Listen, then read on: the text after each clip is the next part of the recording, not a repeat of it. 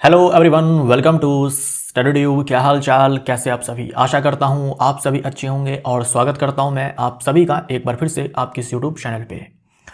दोस्तों, आज के इस वीडियो में हम लोग जिन साइंस के प्रश्नों को कवर करने जा रहे हैं, ये सारे के सारे प्रश्न आपके चल रहे इस एग्जाम में ऑलरेडी पूछे जा चुके हैं। इस सीरीज के अंदर आने वाले हर वीडियो का PDF डाउनलोड करने के लिए आप हमारे ऐप पर जा सकते हैं। ऐप का लिंक मिलेगा वीडियो के डिस्क्रिप्शन बॉक्स में। ऐप को डाउनलोड करने के बाद साइन अप लॉगिन करने के बाद आप जाना इस वाले सेक्शन में, फ्री स्टडी मटेरियल वाले सेक्शन में आपको ये सारे PDF मिल जाएंगे। इस सीरीज के अंदर आने वाले हर PDF आपको मिलेगा और इससे पहले जो रिवीजन सीरीज चला था उनके PDF भी आपको इसमें मिल जाएंगे। जो भी यूट्यूब वीडियोज हैं उनके PDF अगर आपको मिलेंगे भी तो इसी वाले सेक्शन में मिलेंगे। अब आइए हम लोग आगे बढ़ते हैं और करते हैं प्रश्नों को। यदि कोई व्यक्ति दूर की वस्तुओं को स्पष्ट रूप से नहीं देख सकता, दूर की वस्तु को स्पष्ट रूप से नहीं देखा जा रहा है लेकिन पास की वस्तुओं को स्पष्ट रूप से देख सकता है, तो इस नेत्र दोष को क्या कहा जाता है। देखो, दो प्रकार के नेत्र दोष हैं, निकट दृष्टि दोष और दूर दृष्टि दोष। अब जैसा नाम से आपको पता लग रहा है वैसा है नहीं, ठीक है। जैसा नाम से आपको पता लग रहा है वैसा है नहीं। निकट दृष्टि दोष में हमें ऐसा लगता है कि निकट की वस्तु को देखने में दोष है, लेकिन नहीं।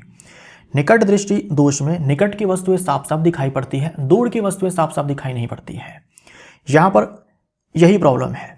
यदि कोई व्यक्ति दूर की वस्तु को स्पष्ट रूप से नहीं देख सकता लेकिन पास की वस्तुओं को स्पष्ट रूप से देख सकता है, स्पष्ट रूप से देख सकता है, यानी कि इसे है निकट दृष्टि दोष। निकट की वस्तुएं साफ साफ देख पा रहा है लेकिन दूर की वस्तुओं को साफ साफ नहीं देख पा रहा है, तो निकट दृष्टि दोष हमारा राइट आंसर हो जाएगा। इसी को हम लोग अंग्रेजी में मायोपिया बोलते हैं ना, मायोपिया नहीं, बायो में हम इसे मायोपिया बोलते हैं, अंग्रेजी में तो इसे हम लोग नियर साइटेडनेस बोलते हैं, लेकिन बायो में इसी के लिए टर्म आता है मायोपिया। मायोपिया इसको ठीक करने के लिए आपसे पूछा जाता है कि कौन से लेंस से बने हुए चश्मे का इस्तेमाल किया जाता है, तो आंसर होगा आपका अवतल लेंस। अवतल लेंस से बने हुए चश्मे का इस्तेमाल किया जाता है। अगर ठीक उल्टा केस हुआ तो कि दूर की वस्तु को साफ साफ देख पा रहा है, नजदीक की वस्तु को साफ साफ नहीं देख पा रहा है, तो उसे हम बोलेंगे दूरदृष्टि दोष। और इसे ठीक करने के लिए इसे हम लोग इंग्लिश में हाइपरमेट्रोपिया बोलते हैं। इसे ठीक करने के लिए उत्तल लेंस का इस्तेमाल किया जाता है। उत्तल लेंस का इस्तेमाल किया जाता है, यानी कि कॉन्वेक्स लेंस का इस्तेमाल किया जाता है। सी हमारा राइट आंसर हो जाएगा। ऑडिटोरियम में ध्वनि के साथ क्या होता है। ऑडिटोरियम में ध्वनि के साथ क्या होता है, तो देखो, ध्वनि का अवशोषण होता है, ध्वनि का प्रसार पूरी तरह बंद हो जाता है नहीं। जो ऑडिटोरियम है उसके छत को वक्राकार बनाया जाता है ताकि ध्वनि समान रूप से जो है पूरे ऑडिटोरियम में फैले। ध्वनि का अत्यधिक अनुर्दन उत्पन्न होता है लेकिन इसको कम करने के लिए ध्वनि अवशोषक पदार्थ जो है लगे होते हैं ऑडिटोरियम में, तो ये चीज़ नहीं हो पाता है, ठीक है, उत्पन्न नहीं होता है। अगर ध्वनि अवशोषक पदार्थों का इस्तेमाल नहीं किया जाएगा वैसे केस में उत्पन्न हो सकता था, तो अनुर्दन जो है इससे कम हो जाता है। ध्वनि की तीव्रता बहुत अधिक बढ़ जाती है, तो ऐसा कुछ नहीं है।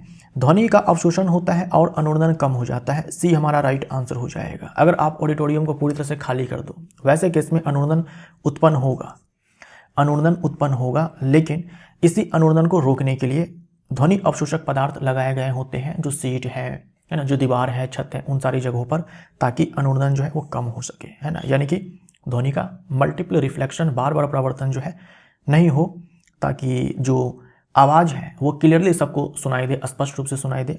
इसीलिए ध्वनि अवशोषक जो पदार्थ है वो लगाए गए होते हैं अनुर्दन को कम करने के लिए। एक अवतल लेंस की फोकस दूरी 15 सेंटीमीटर है। लेंस से 30 सेंटीमीटर दूरी रखे वस्तु के लिए बनने वाले प्रतिबिंब का आवर्धन कितना होगा। अब देखो, ये अवतल लेंस है, अवतल लेंस है। अवतल लेंस में जो प्रतिबिंब है हमेशा सीधा बनता है ना, सीधा बनता है, आभासी बनता है, छोटा बनता है। तो छोटे प्रतिबिंब के लिए जो आवर्धन का चिन्ह है, आवर्धन का मान है, वो 1 से कम होता है। सीधे प्रतिबिंब के लिए जो आवर्धन का चिन्ह है वो धनात्मक होता है। यानी हम साफ साफ बोल सकते हैं कि जो आवर्धन है वो 0 से 1 के बीच में होगा, 0 से 1 के बीच में होगा। तो ये 1 होगा नहीं, 2 होगा नहीं, अब या तो 1/2 या फिर 1/3 होगा। यहां देखो लेंस से 30 सेंटीमीटर दूरी रखी वस्तु के लिए बनने वाले प्रतिबिंब का आवर्धन कितना होगा। तो लेंस के लिए आवर्धन का सूत्र मैंने आपको बता रखा है इसी वाले सीरीज में। लेंस के लिए F/F+U। यहां देखो जो फोकल लेंथ है 15 सेंटीमीटर है, अवतल लेंस के लिए ये मान हम ऋणात्मक लेंगे -15 प्लस U का मान हम लोग ऋणात्मक ही लेते हैं, जो वस्तु दूरी है उसे हम लोग ऋणात्मक ही लेते हैं। तो यहाँ पर हो जाएगा -30, तो -15 -30 -45, ये हो जाएगा 1/3। तो आंसर हमारा सी हो जाएगा। जो आवर्धन है मात्रकहीन भौतिक राशि है, सी हमारा राइट आंसर हो जाएगा। कोई यूनिट कोई मात्रक इसका नहीं होता है। मानव मस्तिष्क में सोचने और विचार करने की क्षमता का वास्तविक कारण क्या है। देखो सोचना विचार करना एक जटिल प्रक्रिया है, इसमें बहुत सारे न्यूरॉन्स चाहिए होते हैं और उनके बीच में कॉम्प्लेक्स है ना, बहुत ही जटिल इंटरकनेक्शन होता है। तो बड़ी संख्या में न्यूरॉन्स तथा उनके आपसी संपर्क, जो सोचना और विचारना होता है, ये एक कॉम्प्लेक्स प्रक्रिया है, जटिल प्रक्रियाएं हैं। इसके लिए बहुत सारे न्यूरॉन्स चाहिए होते हैं और उन न्यूरॉन्स के बीच में काफ़ी कॉम्प्लेक्स कनेक्शंस होते हैं। तो सी हमारा राइट आंसर हो जाएगा। निम्नलिखित में से कौन सा अंग हार्मोन उत्सर्जन नहीं करता। हार्मोन उत्सर्जन करने वाले जो ग्रंथि होते हैं उसे हम लोग अंतःस्रावी ग्रंथि बोलते हैं। इसमें देखो जो पिट्यूटरी ग्रंथि है इससे वृद्धि हार्मोन का स्राव किया जाता है, थायराइड ग्रंथि से थायरोक्सिन हार्मोन का स्राव किया जाता है, अधवृक्क ग्रंथि से एड्रेनलिन हार्मोन का स्राव किया जाता है, लाड़ ग्रंथि से जो है लाड़ का स्राव होता है। तो ये कोई हार्मोन नहीं है। जो लाड़ ग्रंथि है इससे लाड़ का सिक्रीशन होता है और लाड़ कोई हार्मोन नहीं है। लार में एंजाइम होता है एमाइलेज, जो किसको तोड़ता है, स्टार्च को तोड़ता है ना, स्टार्च को माल्टोज में तोड़ता है। डी हमारा राइट आंसर हो जाएगा। बाकी ये सारे के सारे अंतःस्रावी ग्रंथि है जो हार्मोन सिक्रीट करते हैं। ये बहिर्स्रावी ग्रंथि है जिसका सिक्रीशन जो है इसमें लार होता है। इस वाले केस में लार ग्रंथि के द्वारा लार होता है। अलग अलग बहिर्स्रावी ग्रंथि जो है अलग अलग प्रकार के पदार्थ सिक्रीट करते हैं। XX गुणसूत्रों के संयोजन से किस लिंग का विकास होता है। जो महिला होती है उनमें जो लिंग गुणसूत्र होता है वो XX होता है, जो पुरुष होता है उसमें लिंग गुणसूत्र ये होता है। तो महिला के अंदर ये होता है, पुरुष के अंदर ये होता है। तो आंसर हमारा क्या हो जाएगा, बी महिला। निम्नलिखित में से किस धातु की प्रतिरोधकता सबसे अधिक होती है। सबसे ज़्यादा रेजिस्टिविटी है यानी रो की बात की गई है। तो 20 डिग्री सेल्सियस पर जो है कुछ पदार्थों की जो प्रतिरोधकता है वो आपको दी गई है क्लास 10th में इलेक्ट्रिसिटी वाले चैप्टर में। तो आप यहाँ पर देखो क्रोमियम दे रखा है, क्रोमियम यहाँ पर है, क्रोमियम यहाँ पर है, मैंगनीज आपको यहाँ पर दिया गया है, मरकरी आपको यहाँ पर दिया गया है और लोहा आपको यहाँ पर दिया गया है। यानी इन चार को ही विकल्प में दिया गया है। सबसे अधिक किसका हो जाएगा, मैंगनीज का हो जाएगा। तो आंसर हमारा बी हो जाएगा। केवल आपको ऑर्डर ध्यान में रखना है, ये मान आपको ध्यान में नहीं रखना है। विद्युत का जो सर्वश्रेष्ठ चालक होता है या फिर कौन सी धातु है जिसकी प्रतिरोधकता सबसे कम होती है, तो आप आंसर बोलेंगे सिल्वर। सिल्वर से थोड़ा सा ज़्यादा जो है कॉपर का होता है। खाद्य पदार्थों के भंडारण में यानी कि स्टोरेज में निम्न में से कौन सा कारण जैविक हानि की श्रेणी में नहीं आता है। जो अनाज को स्टोर किया जाता है हमारे फसल उत्पादन के प्रक्रम में, अनाज को जो स्टोर किया जाता है तो उस स्टोर किए हुए अनाज को बचाना भी होता है। बचाना किससे होता है, जैविक कारक और अजैविक कारक। तो जैसे वातावरण की जो नमी है ना, वातावरण की जो नमी है ना, धूप है, ज़्यादा ठंड है, इन सारे चीज़ से अनाज को जो है नुकसान पहुंच सकता है। तो ये सारे अजैविक कारक हो गए यानी जो निर्जीव है। और सजीवों से होने वाली जो हानि होती है उसे हम लोग जैविक हानि बोलेंगे, जैविक कारक के कारण हानि बोलेंगे। तो पूछा है कि कौन जैविक हानि की श्रेणी में नहीं आता है। अब कीटों से होने वाला नुकसान अगर हो जाए, अनाज को स्टोर करके रखा गया है और उसमें कीट लग जाए, है ना, तो ये कीट जो है आपके सजीव होते हैं, तो ये जैविक कारक है। चूहे आदि से होने वाला नुकसान, चूहा जैविक कारक है। सूक्ष्म जीव के कारण खाद्य का, अनाज का खराब हो जाना, जो सूक्ष्म जीव है ये भी अपना में सजीव है। तो ये सारे के सारे जो है जैविक कारक हैं जो नुकसान पहुंचा सकते हैं स्टोर किए गए अनाज को। ये वातावरण की अधिक नमी, ज़्यादा नमी है तो इससे अनाज खराब हो सकता है, जो खाद्य पदार्थ स्टोर किया गया है वो खराब हो सकता है। तो नमी क्या है, अपने आप में निर्जीव है, तो ये अजैविक कारक है। डी हमारा राइट आंसर हो जाएगा। 373 केल्विन पर जिप्सम को गर्म करने पर निम्नलिखित में से कौन सा यौगिक प्राप्त होता है? जब जिप्सम को 373 केल्विन पर गर्म किया जाता है तो बनता है प्लास्टर ऑफ पेरिस। सी हमारा राइट आंसर हो जाएगा। जिप्सम का सूत्र होता है कैल्शियम सल्फेट डाई हाइड्रेट, और प्लास्टर ऑफ पेरिस का होता है calcium sulphate hemihydrate half H2O। See हमारा राइट आंसर हो जाएगा। पौधों की जड़ के अग्रभाग पर किस प्रकार का ऊतक पाया जाता है? किस प्रकार का ऊतक पाया जाता है? देखो, जो विभज्योतक है 3 प्रकार के होते हैं। विभज्योतक यानी कि मेरिस्टेमेटिक टिश्यू 3 प्रकार के होते हैं। जो पहला प्रकार है वो है शीर्षस्थ विभज्योतक, एपिकल मेरिस्टम जिसे बोलते हैं। ये आपको मिल जाएगा रूट के टिप पे, जो जड़ है उसके शीर्ष पे, और मिल जाएगा शूट के टिप पे यानी जो तना है उसके शीर्ष पे। काम क्या होता है? लेंथ को इंक्रीज करना, लेंथ को इंक्रीज करना, प्लांट के लेंथ को इंक्रीज करना। जो दूसरा प्रकार है वो है पार्श्व विभज्योतक, इसे कैम्बियम भी कहा जाता है। ये आपको मिलेगा केवल और केवल डाइकॉट में, है ना, डाइकॉट यानी केवल द्विबीजपत्री पादप। जो आप देखते हैं बरगद का पेड़, उसका तना कितना मोटा होता है ना, या फिर आम का वृक्ष है, बरगद का वृक्ष है, पीपल का वृक्ष है, जो आप मोटे तने वाले वृक्ष देखते हैं तो वो जो मोटाई है ना, ये बढ़ाने का काम यही वाला ऊतक करता है। और जितने भी आप मोटे तने वाले वृक्ष देखते हैं, पादप देखते हैं, सब के सब द्विबीजपत्री पादप होते हैं। क्या काम है? गर्त को इंक्रीज करना, मोटाई को बढ़ाना, मोटाई को बढ़ाना। इसे कैम्बियम भी कहा जाता है, ये ध्यान में रखिएगा। अंग्रेजी में लैटरल मेरिस्टम बोलते हैं और इसी को कैम्बियम भी कहा जाता है, कैम्बियम भी कहा जाता है। जो तीसरा प्रकार है विभज्योतक का वो है ये अंतर्वर्ती विभज्योतक, अंतर्वेशी भी इसे बोलते हैं, अंतर्वेशी विभज्योतक यानी कि इंटरकैलरी मेरिस्टम। जैसे ये केवल डाइकॉट में पाया जाता है, ये केवल आपको मोनोकॉट में मिलेगा, ये केवल आपको मोनोकॉट में मिलेगा। आपने बांस को देखा, गन्ना को देखा, मक्का को देखा, क्या उसका तना मोटा होता है? नहीं, उसका तना मोटा नहीं होता है, बस लंबा होता है ना, मोटा नहीं होता है, लंबा होता है। तो ये जो विभज्योतक है, ये जो आप नोड देखते हो, ये 2 नोड के बीच का जो स्थान है इसे इंटरनोड कहते हैं। इसकी लंबाई को बढ़ाता है ना, इसकी लंबाई को बढ़ाने का काम ये इंटरकैलरी मेरिस्टम, अंतर्वेशी विभज्योतक जो है करता है। ठीक, तो ये 3 प्रकार के आपके विभज्योतक होते हैं। ये तीनों प्रकार के बारे में कुछ कुछ पॉइंट्स जो है आपको ध्यान में रखने हैं, और इतने जो है काफ़ी हैं। तो हमारा आंसर हो जाएगा यहाँ पर जड़ के अग्रभाग यानी कि रूट के टिप पर कौन सा ऊतक पाया जाता है? तो शीर्षस्थ विभज्योतक।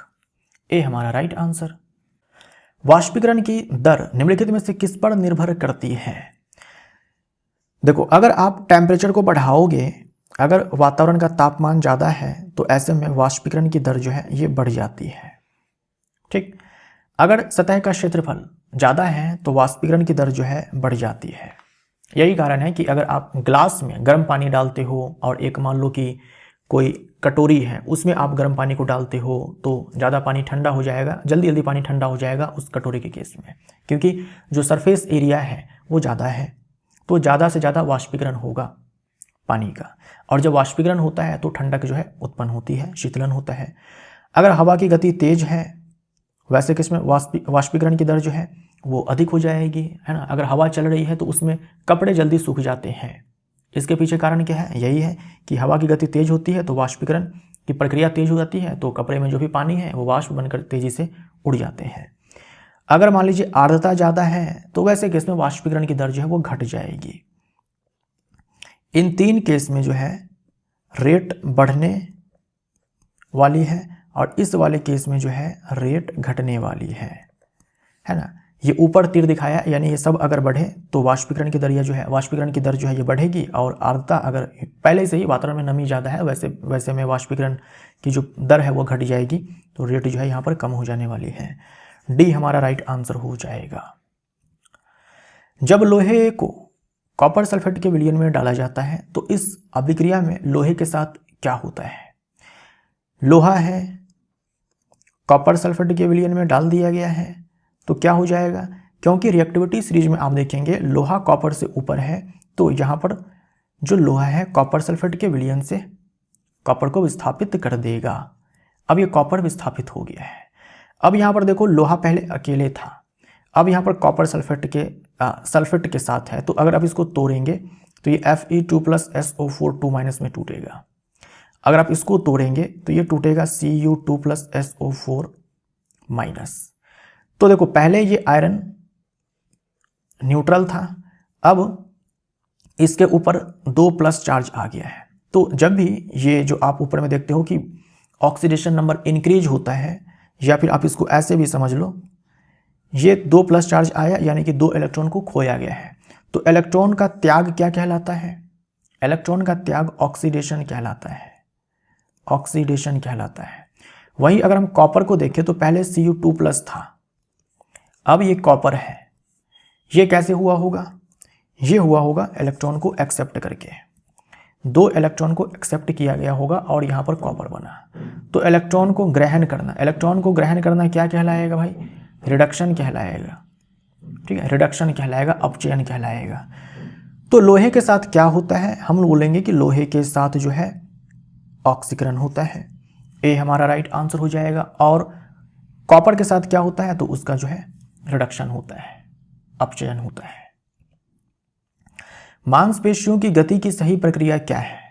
तो मांसपेशियों में जो गति हो पाता है वो होता है पेशियों के संकुचन और शीतलन के कारण।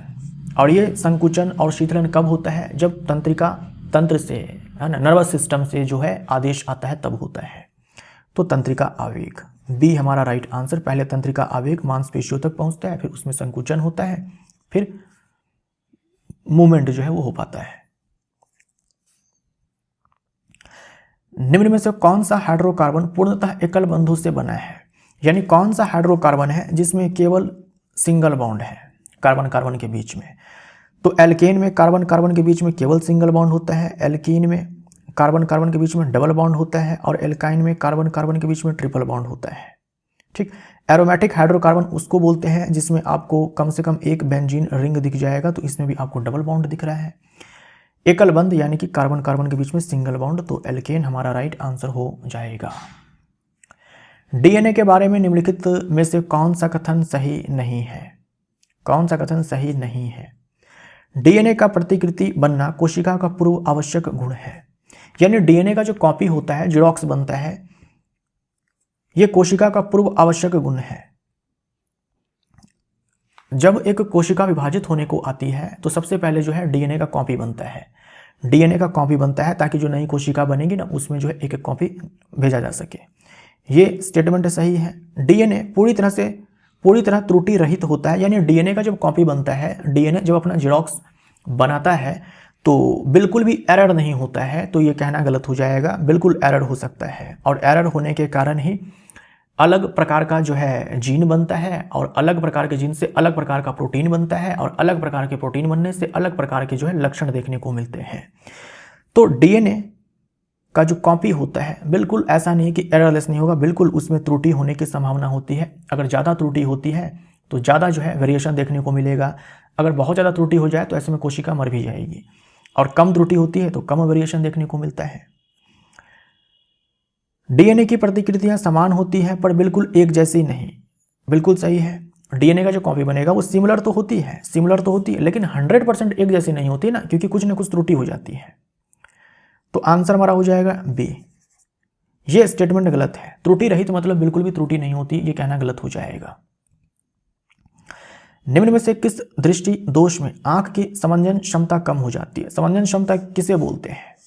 जैसे हम नज़दीक की वस्तु को देखते हैं तो जो हमारे आंख के अंदर ये जो नेत्र लेंस है, क्रिस्टलीय लेंस जो है, अभिनेत्र लेंस है, इसकी फोकस दूरी बढ़ जाती है। नज़दीक की वस्तु देखते हैं, फोकस दूरी घट जाती है। तो ये लेंस ऐसा कर पाता है अपने कर्वेचर को चेंज करके, और इसमें हेल्प जो है ये पक्षमावी पेशियां करती है। यानी पक्षमावी पेशियों के संकुचन और शीतलन के कारण ही जो ये लेंस है अपने कर्वेचर को चेंज कर पाता है। कभी लेंस मोटा हो जाता है, कभी पतला हो जाता है, जिससे फोकल लेंथ जो है वो शिफ्ट होता है।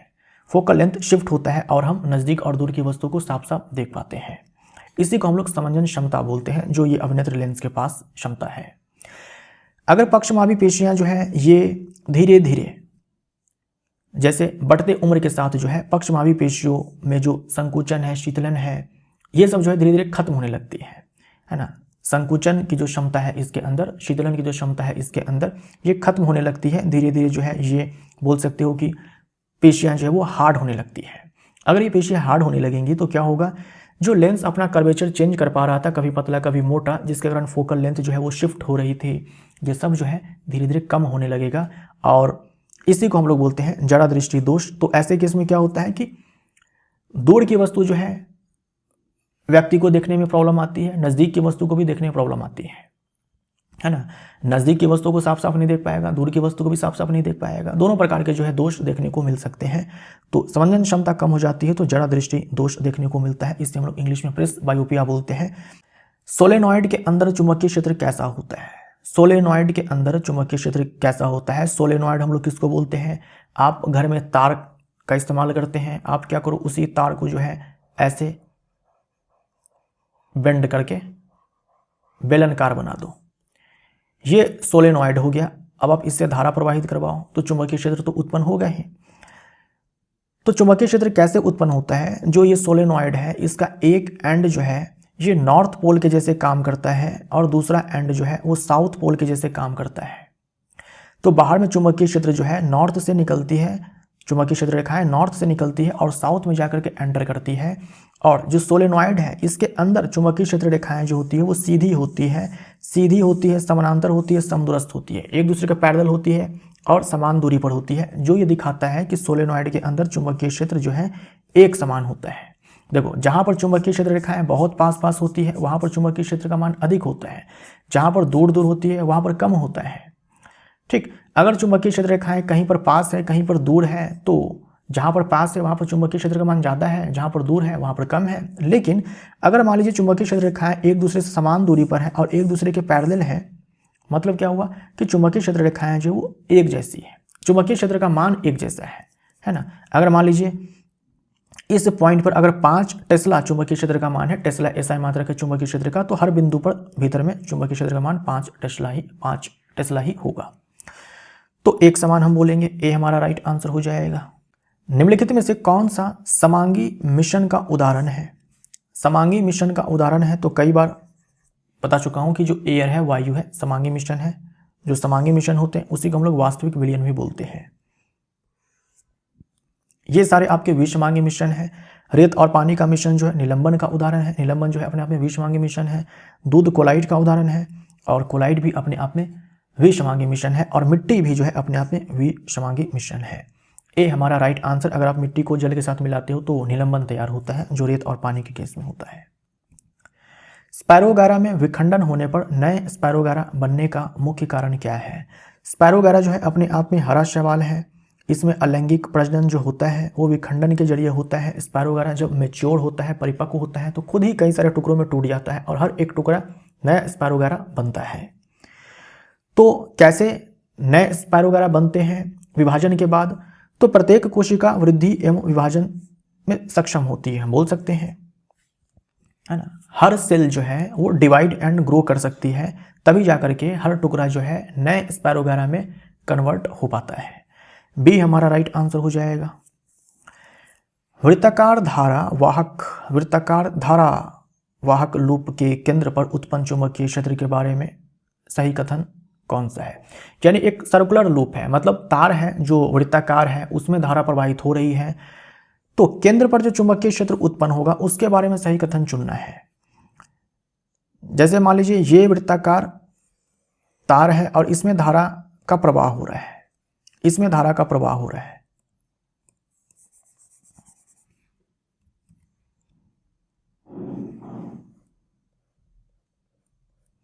इसमें धारा जो है प्रवाहित हो रही है, इसको बैटरी से कनेक्ट किया गया है, तो केंद्र पर चुंबकीय क्षेत्र बनेगा। तो इसके बारे में पूछा गया कि कौन सा कथन सही है।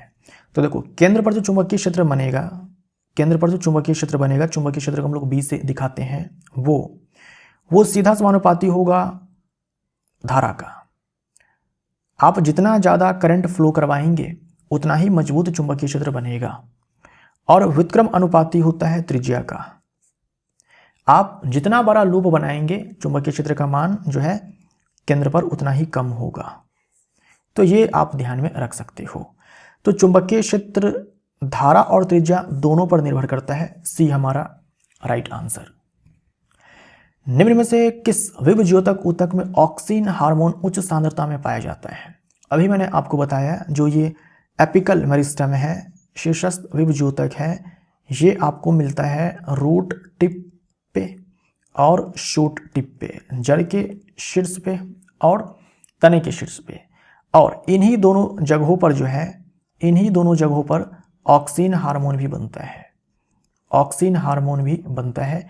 ये ऑक्सिन हार्मोन जो है कोशिका की लंबाई को बढ़ाने का काम करता है, जिससे जो तने की लंबाई है और जड़ की लंबाई है वो बढ़ती है।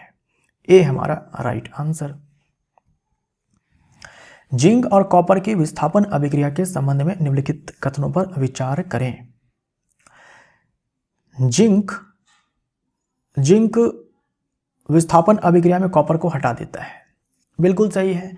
अगर आप रिएक्टिविटी सीरीज को देखेंगे तो जिंक आपको ऊपर मिलेगा और कॉपर आपको नीचे मिलेगा। क्योंकि कॉपर नीचे है यानी कि जिंक से ये कम अभिक्रियाशील है, जिंक कॉपर से ऊपर है यानी कि जिंक ज़्यादा अभिक्रियाशील है कॉपर से, तो जिंक जो है कॉपर को लात मार करके साइड कर देगा, क्योंकि ये ज़्यादा रिएक्टिव है ना, ज़्यादा काबिल है ये कॉपर की तुलना में, तो कॉपर को साइड कर देगा। जिंक विस्थापन अभिक्रिया में कॉपर को हटा देता है। बिल्कुल सही है। क्रियाशील श्रेणी में जिंक कॉपर से अधिक क्रियाशील है। बिल्कुल, क्योंकि जिंक ऊपर है रिएक्टिविटी सीरीज में और कॉपर नीचे है। सही है। तो देखो, असर्शन और रीजन दोनों सही है तथा रीजन असर्शन की सही व्याख्या करता है। बिल्कुल सही है। ये जो जिंक विस्थापन अभिक्रिया में कॉपर को हटा पाता है, क्यों हटा पाता है? क्योंकि जिंक जो है ज्यादा क्रियाशील है कॉपर की तुलना में। ये एक यौगिक दिया गया था और ये IUPAC नाम पूछा गया था।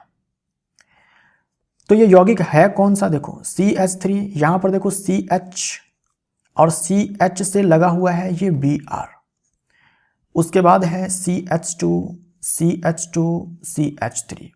तो क्या करते हैं IUPAC नाम लिखने के लिए? सबसे पहले हम लोग कार्बन चैन, लॉन्गेस्ट कार्बन चैन को हम लोग ऐसे सिलेक्ट कर लेते हैं। फिर क्या करते हैं? नंबरिंग करते हैं कार्बन की। नंबरिंग आप इधर से भी कर सकते हो, इधर से भी कर सकते हो। सबसे पहला काम क्या हुआ? लॉन्गेस्ट कार्बन चैन को चुना, सबसे लंबी श्रृंखला कार्बन का चुना, तो इसको चुना। ये बेचारा बाहर रह गया। जो बाहर रह गया इसका नामकरण हम लोग सबसे पहले करेंगे। लेकिन कैसे? जब हम लॉन्गेस्ट कार्बन चैन चुन लेते हैं तो सबसे पहले हम लोग कार्बन की नंबरिंग करते हैं। 1 2 3 4 5, इधर से करेंगे तो 1 2 3 4 5। किधर से करें? जो बाहर छूट गया वो जिधर से नजदीक पड़े उधर से ही करना है ना। जैसे अगर आप इधर से करोगे तो 1 2 3 4 5, ये जो ब्रोमीन है जो बाहर छूट गया ये दूसरे नंबर पर आएगा। अगर आप इधर से करोगे तो ये चौथे नंबर पर आएगा। हमें किधर से चुनना है? जिधर से जो बाहर छूट गया है इसे हम लोग सब्स्टिट्यूट बोलते हैं, जिधर से ये नज़दीक पड़े, यानी ऊपर वाले नंबरिंग को हम लोग चुनेंगे। अब हम लोग नाम लिखेंगे। नाम सबसे पहले जो है जो बाहर छूट जाता है उसका लिखते हैं। जो बाहर छूट जाता है उसका नाम हम लोग सबसे पहले लिखते हैं। तो ब्रोमीन के लिए हम लोग नाम जो है नाम में लगाएंगे ब्रोमो, ठीक। लेकिन ब्रोमीन का जब नाम लिखेंगे, जो बाहर छूट गया उसका हम जब नाम लिखेंगे तो उसके पोजीशन को भी मेंशन करेंगे कि ये दूसरे नंबर पर है, तो बोलेंगे 2 ब्रोमो। उसके बाद ये पूरे कार्बन चैन का नाम लिखेंगे। 1 2 3 4 5, 5 कार्बन के लिए क्या आता है? मेथ एथ प्रोप ब्यूट पेंट, है ना। तो 5 कार्बन के लिए पेंट आएगा, क्योंकि कार्बन कार्बन के बीच में हर जगह सिंगल बॉन्ड है, तो इसके नाम के अंत में हम लोग एन लगा देंगे, है ना। एल्केन का जो एन होता है, तो 2 ब्रोमो पेंटेन। अब 2 ब्रोमो जब हम बोलते हैं ना तो हमें समझ में आता है कि जो ब्रोमीन है ये दूसरे नंबर पर है, ठीक। और पेंटेन यानी कि 5 कार्बन का चैन है, तो आंसर 2 ब्रोमो पेंटेन, बी हमारा राइट आंसर। भारत में पाई जाने वाली समुद्री मछली कौन सी है? तो पॉम्फ्रेट हो जाएगा, ये समुद्री मछली है। बाकी ये सारे जो है ताजे पानी में पाए जाते हैं। यदि किसी व्यक्ति का पृथ्वी पर भार 24 न्यूटन है तो चंद्रमा पर उसका भार कितना होगा। देखो पृथ्वी पर जो भार होता है उसका 1/6 हो जाता है भार चंद्रमा पर। तो पृथ्वी पर अगर 24 न्यूटन है, अगर पृथ्वी पर 24 न्यूटन भार है तो 1/6 हो जाएगा भार चंद्रमा पर। तो 1/6 गुने में 24 हो जाएगा, यानी कि 4 न्यूटन। निम्नलिखित में से कौन द्विखंडन द्वारा प्रजनन करता है। बाइनरी फिजन द्वारा प्रजनन करता है, यानी कि एक कोशिका दो कोशिका में विभाजित हो जाती है। तो ये होता है लिशमेनिया में। बाइनरी फिजन जो है ये होता है अमीबा में। अमीबा है, लिशमेनिया है, लिशमेनिया के कारण काला जड़ होता है। उसके बाद पैरामीशियम है, उसके बाद आप चाहो तो यूग्लिना भी लिख सकते हो, यूग्लिना है। ये 4 एग्जाम्पल्स ही आपके एग्जाम में बार बार पूछे जाते हैं और मेनली अमीबा, लिशमेनिया और पैरामीशियम के बारे में ही आपसे पूछा जाता है। ये सारे जो है पुष्पी पादप है आपके, लैंगिक जनन इनमें होता है ना। लैंगिक जनन अलैंगिक जनन भी हो सकता है, लेकिन ये सारे सारे पुष्पी पादप है, इनमें कोई द्विखंडन नहीं होता है। जल में रहने वाले जंतु श्वसन के लिए क्या लेते हैं। जैसे हम लोग जो है स्थल पर रहने वाले जीव हैं तो हम लोग जो है वायुमंडलीय ऑक्सीजन को लेते हैं जो गैस के फॉर्म में है, लेकिन जो जल में रहते हैं उसको भी ऑक्सीजन चाहिए। वो कौन सा ऑक्सीजन लेते हैं, जल में घुलनशील ऑक्सीजन को लेते हैं। इसीलिए नेचर ने ऑक्सीजन और कार्बन डाइऑक्साइड दोनों को जो है जल में घुलनशील बनाया है। जल में रहने वाले जंतु जो है श्वसन के लिए घुलनशील ऑक्सीजन का इस्तेमाल करते हैं। बी हमारा राइट आंसर हो जाएगा, ठीक। और जो वो कार्बन डाइऑक्साइड छोड़ेंगे वो भी जल में ही घुले रहेंगे, जिसका इस्तेमाल प्लांट करेंगे, है ना। प्लांट जो है जो जलीय पादप होंगे जल में घुलनशील कार्बन डाइऑक्साइड का इस्तेमाल करेंगे। एटीपी का निर्माण निम्नलिखित में से किस कोशिकांग द्वारा होता है। तो एटीपी जो है माइटोकॉन्ड्रिया में प्रोड्यूस होता है। माइटोकॉन्ड्रिया में जब वायवीय श्वसन की प्रक्रिया चलती है उसमें एक ग्लूकोज के टूटने से 36 एटीपी का प्रोडक्शन होता है। ए हमारा राइट आंसर हो जाएगा। एटीपी को हम लोग ऊर्जा करेंसी बोलते हैं, ऊर्जा एनर्जी करेंसी बोलते हैं, ऊर्जा मुद्रा बोलते हैं। और माइटोकॉन्ड्रिया को power house of the cell इसीलिए बोलते हैं क्योंकि इसमें बहुत ही मात्रा में जो है ऊर्जा मुक्त होती है, ठीक। लाइसोसोम को हम लोग आत्महत्या की थैली बोलते हैं।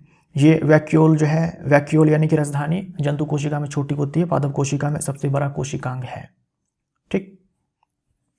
लाइसोसोम का जो एंजाइम होता है वो बनाने का काम जो है RER करती है, रफ एंडोप्लाज्मिक रेटिकुलम करती है, लेकिन इसको पैक करने का काम जो है गोल्जी बॉडी करता है। ऑक्सीजन की अनुपस्थिति में ग्लूकोज का विघटन किस प्रक्रिया द्वारा होता है। ऑक्सीजन की अनुपस्थिति में अभी आपने देखा यहाँ पर माइटोकॉन्ड्रिया के केस में क्या होता है, माइटोकॉन्ड्रिया के केस में क्या होता है, वायवीय श्वसन के केस में क्या होता है, ग्लूकोज टूटता है पायरुवेट में टूटता है और फिर माइटोकॉन्ड्रिया में जाकर के ये जो पायरुवेट है ये टूटता है कार्बन डाइऑक्साइड में, जल में, और यहाँ पर जो है ऊर्जा मुक्त होती है और इस ऊर्जा से जो है 36 एटीपी बन जाता है। इसलिए बोलते हैं कि 36 एटीपी प्रोड्यूस होता है। तो यहाँ पर जो है ऑक्सीजन भरपूर मात्रा में चाहिए और ये माइटोकॉन्ड्रिया में होता है।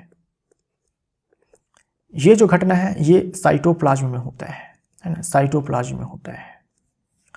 अब अगर ऑक्सीजन नहीं मिले तो क्या होगा, ग्लूकोज से पायरुवेट बनेगा साइटोप्लाज्म में और साइटोप्लाज्म में ही ये जो पायरुवेट है ये टूट जाएगा लैक्टिक एसिड में, है ना, लैक्टिक एसिड में टूट जाएगा और यहाँ पर ऊर्जा मुक्त होगी लेकिन मात्र 2 एटीपी लैक्टिक एसिड में टूट जाएगा। तो ऑक्सीजन की अनुपस्थिति में ग्लूकोज का विघटन किस प्रक्रिया द्वारा होता है, अवायवीय श्वसन द्वारा होता है। क्योंकि यहाँ पर ऑक्सीजन जो है नहीं चाहिए, यहाँ पर भी ऑक्सीजन नहीं चाहिए, यहाँ पर भी ऑक्सीजन नहीं चाहिए, तो इसे हम लोग बोलते हैं, इस वाले पार्ट को हम लोग क्या बोलेंगे, अवायवीय श्वसन, अवायवीय श्वसन बोलेंगे, ठीक। और इस वाले पार्ट को हम लोग क्या बोलेंगे, वायवीय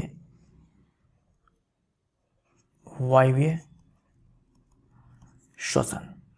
ये अवायवीय श्वसन, ये वायवीय श्वसन, दोनों में देखो तो ये जो पार्ट है ग्लूकोज से पायरुवेट का टूटना, ये दोनों में कॉमन है, दोनों में ही होता है और इन दोनों में जो है ऑक्सीजन नहीं चाहिए। हाँ, जो अवायवीय श्वसन है साइटोप्लाज्म में होता है, जो वायवीय श्वसन है ये माइटोकॉन्ड्रिया में होता है।